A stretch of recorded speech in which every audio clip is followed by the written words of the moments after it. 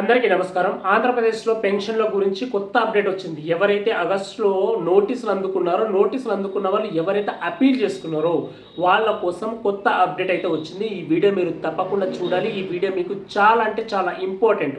Video మొత్తం చూసిన తర్వాత మీకే అర్థమవుతుంది.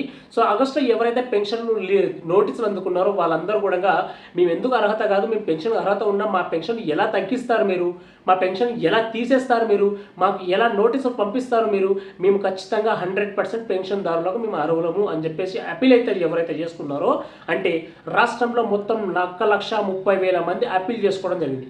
వాళ్ళ పెన్షన్లు సెప్టెంబర్ 1కి పెన్షన్లు తగ్గించకుండా, పెన్షన్లు మొత్తానికి కట్ చేయకుండా వాళ్ళ పెన్షన్లు యథావిధిగా కంటిన్యూ చేశారు. కానీ అక్టోబర్ 1కు మీకు పెన్షన్ రావాలంటే నోటీసులు అందుకున్న వాళ్ళు, ముఖ్యంగా అప్పీల్ చేసుకున్న వాళ్ళు ఈ ఒక్క ఖచ్చితంగా మీరు మళ్ళీ రీవెరిఫికేషన్ కోసం వెళ్ళాలి.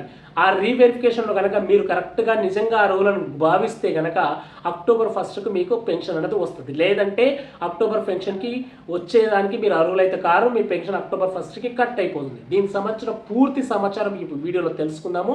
ఎందుకు మళ్ళీ రీవెరిఫికేషన్ చేస్తున్నారు, సెప్టెంబర్ 1కి ఇచ్చేసారు అయిపోయింది కదా అని అనుకోవచ్చు. కాకపోతే ఇప్పుడు మళ్ళీ పెన్షన్ నుంచి కొత్త అప్డేట్ రావడం అనేది జరిగింది.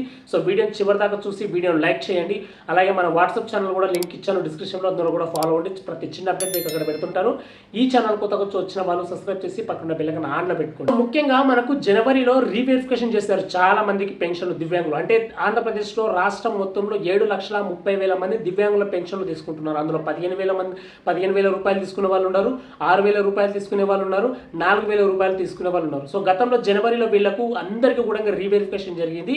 7,30,000 మందిలో 5 లక్షల మందికి రీవెరిఫికేషన్ జరిగింది. అయితే ఇంకా 2,30,000 మంది మిగిలిన్నారు. కాకపోతే వాళ్ళ పెన్షన్లు రీవెరిఫికేషన్ చేయడానికి ఇప్పుడు ప్రస్తుతానికి వాళ్ళ రీవెరిఫికేషన్ అనేది ఆపేశారు. ఎందుకు అంటే ఆగస్టులో ఎవరైతే నోటీసులు అందుకున్నారో 40% కంటే తక్కువ ఉన్న వాళ్ళకు అర్హత లేవు అని చెప్పేసి నోటీసులు పంపించడం జరిగింది. అంటే ఈ నోటీసులు అందుకున్న వాళ్ళు ఆంధ్రప్రదేశ్లో మొత్తం 1,30,000 మంది ఉన్నారు.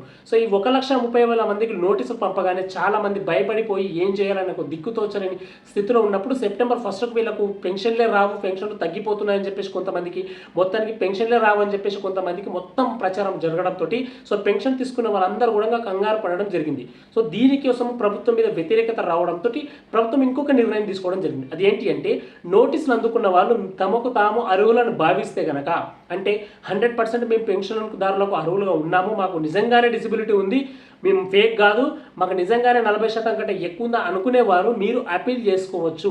గ్రామాల్లో అయితే ఎంపీడీఓ ఆఫీసు, పట్టణాల్లో అయితే మున్సిపల్ ఆఫీసులో మీరు అప్పీల్ చేసుకుంటే మీకు ఖచ్చితంగా పెన్షన్ కంటిన్యూ అవుతుందని చెప్పేసి ప్రభుత్వం చెప్పడంతో ఈ 1,30,000 మందిలో మొత్తం 1,30,000 మంది అప్పీల్ చేసుకున్నారు. అప్పీల్ చేసుకున్న వారందరూ కూడా సెప్టెంబర్ 1కి పెన్షన్ తగ్గించలేదు, అలాగే పెన్షన్ కట్టు కూడా చేయలేదు. ప్రతి ఒక్కరు కూడా పెన్షన్ అనేది వచ్చింది.